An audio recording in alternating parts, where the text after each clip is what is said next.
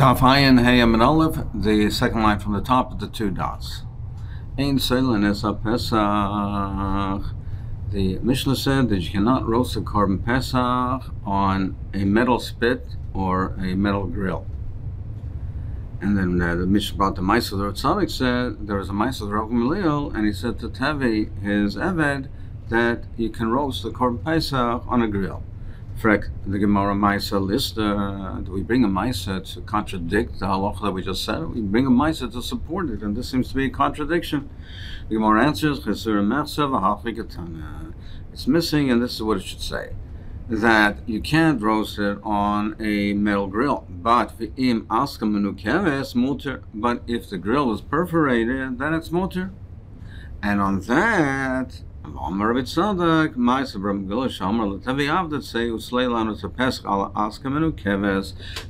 the Ma'aseh to support it, when he brought this Ma'aseh to support this halacha, that it is mutter on an askel menu keves. It's not mutter on a regular grill, but askel menu keves is mutter. What is an askel menu keves? So from Rashi, it's mashma that it's a grill with very wide bars, so that the korban Pesach is not resting on the grill. The problem of it's resting on the grill is because that part that's resting on the metal will be roasted by the metal and not the fire. So it's so wide that the bosa of the korban Pesach is directly over the fire and not over the metal.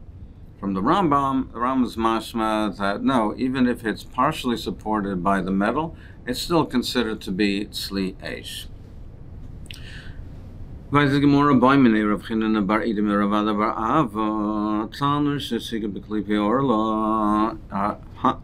that was heated up, that was fired with the peels of orla fruit, and then he cleaned it out, he shoveled it out. Now the oven is still hot, but it became hot, it was heated with the orla fruit, with the peels of the orla fruit, which is also bahano. The oven has the heat, even though the peels are no longer there, but it's still hot from that orla. And he baked the bread. According to the one who answers, according to the one who says, Rabbi that says, that if the bread was baked when in that oven, when the fire was there, and even if the flames were flickering, it would be also because we would consider the bread to have the orla inside of it as part of it. The orla would be part of it, and the orla is also bahano. What would be the case in over here where it's shoveled out, where you don't have the fire, you don't have the smoldering or flickering coals, and it's just have the heat from it? It's only the heat itself. Would we still say the same thing, that is considered that the benefit of the orla is part and parcel of the pas, and therefore the bread would be osbana? Omerle hapas muteris. He says it's muter. In this case, it's not considered that the orla is present. The orla is not considered to be here. It's not present, and therefore it's muter. Omerle, Rav Barava said to him, they said,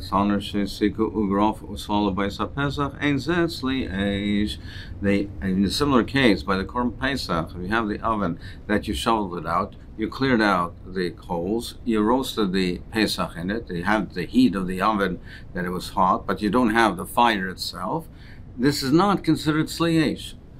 And you're not yotzeh. Shenemar tzli eish tei panim. The Torah says twice. It says tzli eish, that the korban Pesach has to be roasted in the fire. It says it twice. So therefore, it has to be where there is the fire. If there's no fire present, then it's not considered tzli eish.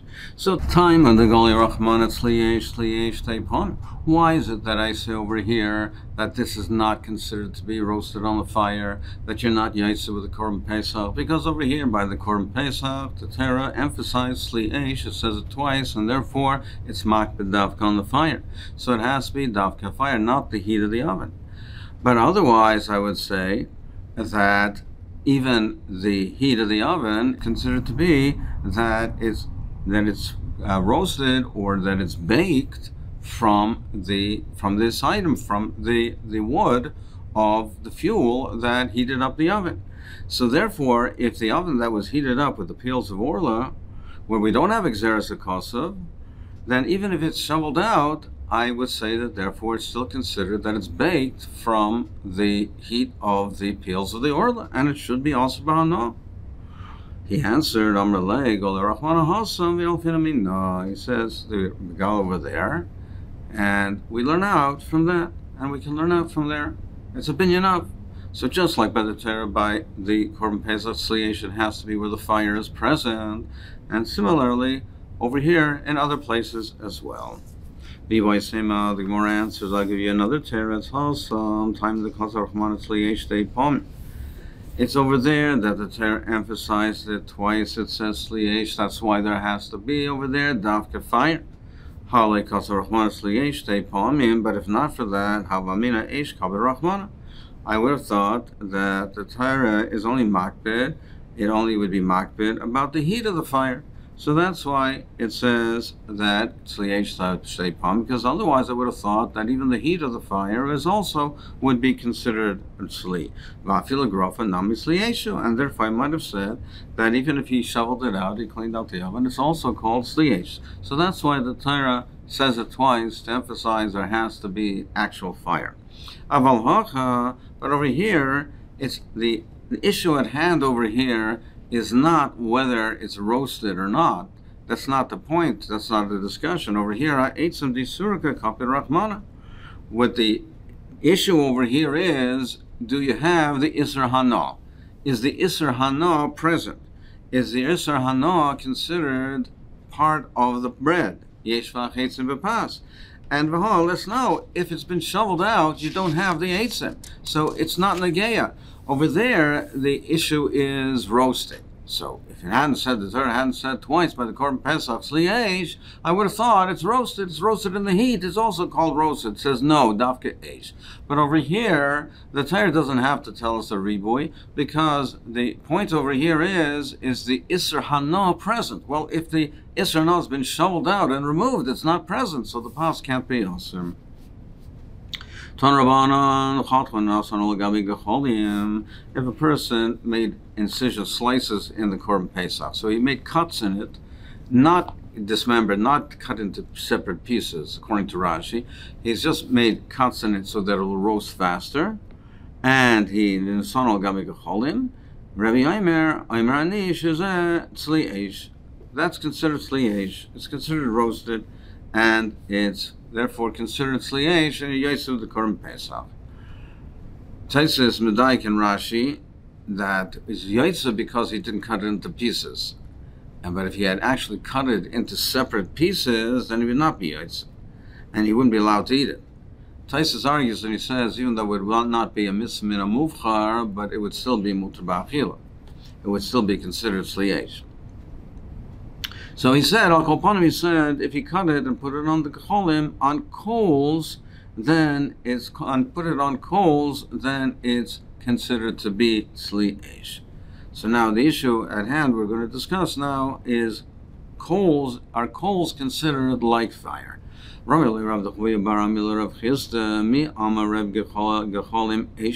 did Rebbe say that coals, that roasting on coals is sliyesh, or yaitza sliyesh, is not fire? Very minimal. I'll ask you a stira. We have been again to a tsaras. There's different types of tsaras leprosy, the white spots. And if tsaras comes from different sources, it's nageya because you can't be mitzarefim for the minimum size of to be matame. With tsaras, you can't be mitzaref it, you can't combine it if it comes from different sources. So therefore, mikvas eish, what is defined as a tsaras that comes from the burning of a fire? I only know if it actually came from the burning of a fire. Nichva begacheles, if it's through a coal, beremes, or through hot ashes, besid, reseach, or boiling lime, begipsim, reseach, or boiling gypsum, or anything that comes from the fire, that's hot from the fire, that includes that water that is heated by the fire. Minayan, how do I know that these things are also called mikvah seish? Talmud Leimer, mikvah riba. We have mikvah, which is a riba, or marba. So time the Rabbi Rachmana mikvah. Haloi Rabbi Rachmana mikvah. Gecholim lav eish ninhu. Now it's only over here we have a special riboy that we say we have mikvah. So therefore we have marba a gechelas, or marba a kol. But without the special riboy, you wouldn't be marba kol. So how can you say, we don't have this riboy over here, how can you say for the Korban Pesach that we're marba a kol? How can we say that's Koshan? The Taisus points out, well, we could say, like we said before, that's a binyanav, and we learn it out from there, and we apply it to Korban Pesach as well. But Taisus said, but the iboy same is according to the other teretz that we learned previously, that we just learned, that we don't learn it as a binyanav, that we have a svara, that the svara we said by Eitzim Kopet Rachmana, then we still have to give it a teretz over here. So, Al Kol Panim, we see the kasha is to include a kol, to consider kol to be eish, to be michvas eish, we need a special riboy. How can you say, why would you say by the Korban Pesach that roasting it on a kol is considered to be tzli eish? Why would we say that? Now the kol, in any event, the kol that we're talking about over here is, Asa says that the kol we're talking about is at least flickering. We're not talking about where there's no flame whatsoever. It's at least flickering, it's not smoldering. But even that, we have a riboy by the case of saras. Why should we be marbit over here? Omer lei, he answered, Gachel shalei shalei sakar riboy. He says, no, that is not for a kol that's from wood. There you don't need a riboy. That is considered menasor, that's considered eish.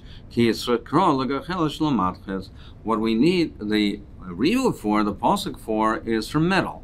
That if metal was heated up and metal became hot and it became glowing, over there, then I need a riboy to say that that's also called, eish. Now the fire from the coal, wood that burns, it's actually a fire that's burning the wood. So it's a fire, it's an actual fire. So I don't need a pasuk for that. Metal, it doesn't burn.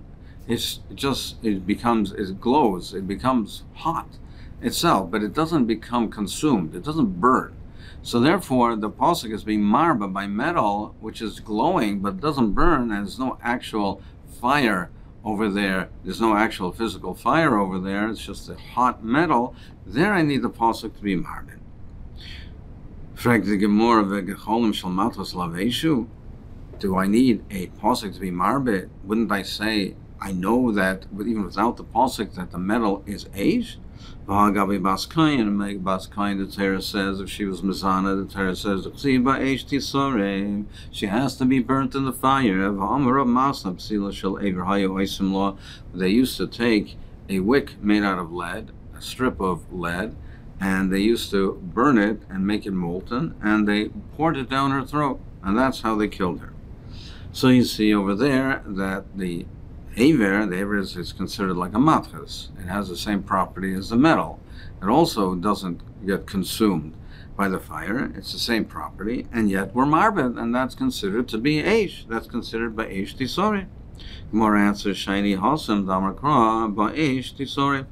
It has the actual extra tisorev. It could have said ba'esh. It says the extra word tisorev. Tisorev l'rabas calls reifas habaz mina esh, and that's to be marba any type of burning that comes from the fire.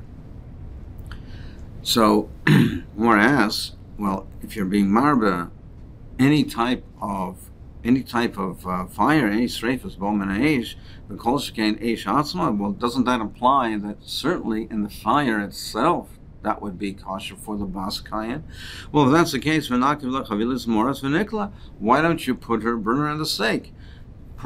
Surround her with bundles of branches and burn her that way. If you're saying that the ribui is the rabbis kol sreifos aboim and aish, well, that should mean certainly fire itself will burn her in that manner.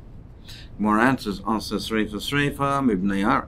We learn how to exert shavas, reifa, b'nei malahal, reifa, neshama, v'guf kayim, just like over there. The bodies were not burnt.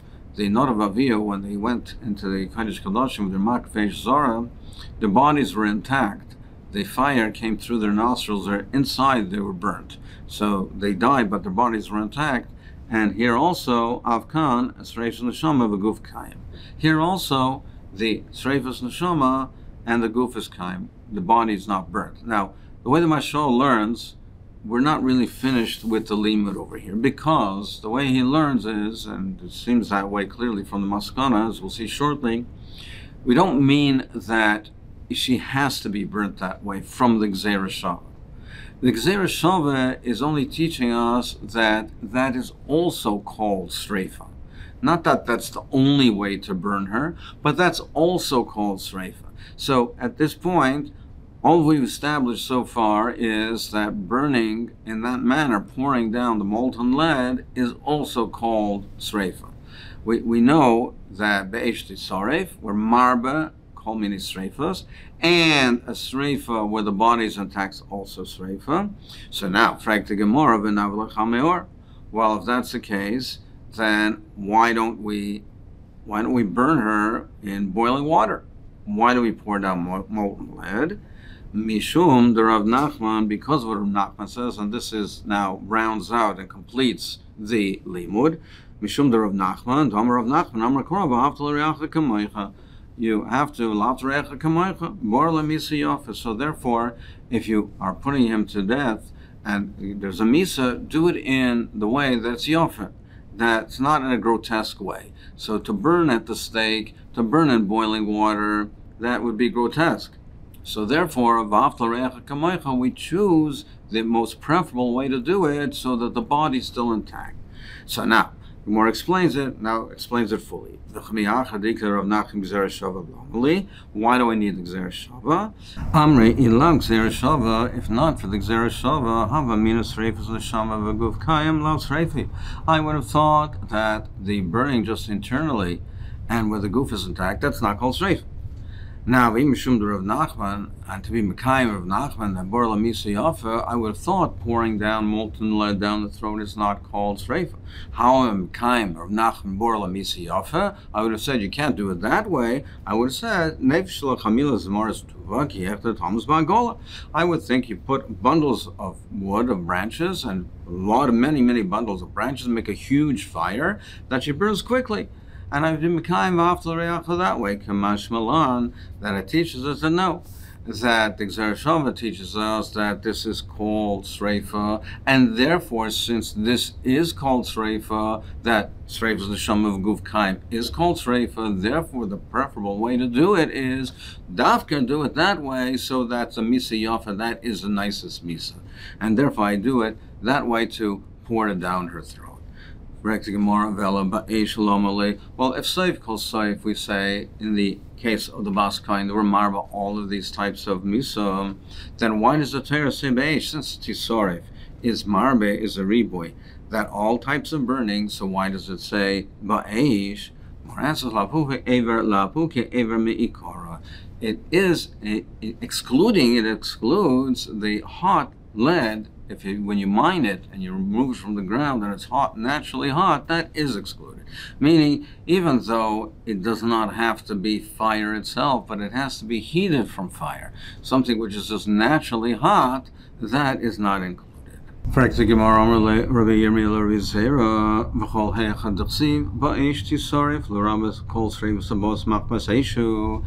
so? Is it true that when the Torah says it's to be marba any type of burning that's from the fire?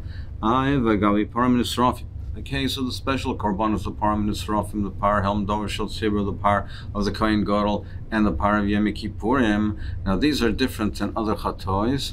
These are special korbanos, and it's avodas pnim, and the basar is burnt outside the machna. Now over there it says, in the pasuk it says, it says that it's burned on eitzim ba'esh, v'tanya ba'esh, v'loy b'sir reisech, v'loy b'gipsis reisech, and there we say dafka in the fire and not in boiling lime or gypsum. They're answered, Amalei, Hachi Ashta. What's the comparison? In the case of the Bas Kayin, first it says Ba'esh, then it says Tisarif, so that Tisarif is Marba. Not only Eish, it's Marba. L'rabas kol Sreifas abos machmas ho'Eish. So therefore it's Marba, the Tisarif comes at the end to be Marba, not only fire, but any Sreifas that come from the fire. But then here, but over here it says V'saraf, and then it says Ba'esh. L'v'sayf Eish. The last thing is the Eish. L'meimer the Eish in midiyachvenu loy. But over here the Eish, it comes at the end. So it tells me that by the Purim and it's rough the Davke B'Eish, and not through these other things. Well,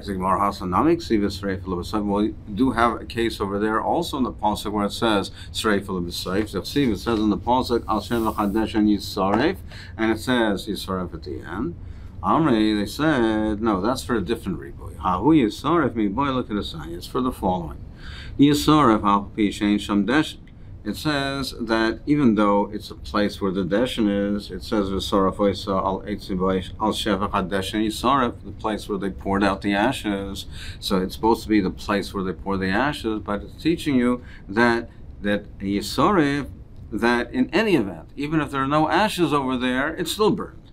And it's also teaching us Yisaref Afal Pi Shehitzasar Baruban. Even though already most of it has already been burned, still you have to burn it. It's still a mitzvah, you have to burn the rest of it. So that's what the riba is for over there.